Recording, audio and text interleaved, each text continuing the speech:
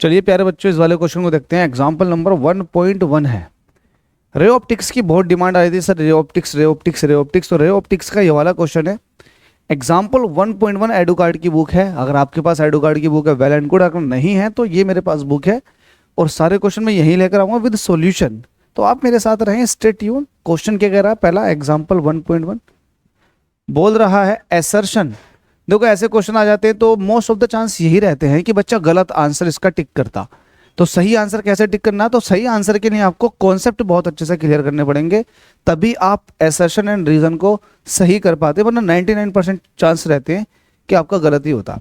Assertion बोल रहा है कि a mirror which is half covered with an opaque object will show complete image. अगर आपके पास कोई मिरर है और मिरर को आपने आधे को ढक दिया तो ये जो आधा मिरर है ये कंप्लीट इमेज बनाता है। ये पहला एसर्शन है। और रीजन क्या बोल रहा है? रीजन ये कह रहा है कि लॉज ऑफ रिफ्लेक्शन जो है are independent of the area of the mirror. जो लॉज ऑफ रिफ्लेक्शन होते हैं वो एरिया ऑफ द मिरर पर इंडिपेंडेंट होते हैं। बात ये भी सही है और बात ऊपर वाली भी सही है, और ये बिल्कुल सही एक्सप्लेनेशन है ऊपर वाले एसर्शन का। रीजन क्या है? देखो आपके पास एक छोटा सा मिरर है ना, छोटा सा मिरर, अगर इसके सामने ऑब्जेक्ट रखा हुआ होगा तो भाई ये भी अपने आप में कंप्लीट इमेज ही फॉर्म करता है ऑब्जेक्ट की। तो इसलिए जो एसर्शन है उसका रीजन जो है वो करेक्ट एक्सप्लेनेशन है। ट्रू तो है ही, साथ में करेक्ट एक्सप्लेनेशन।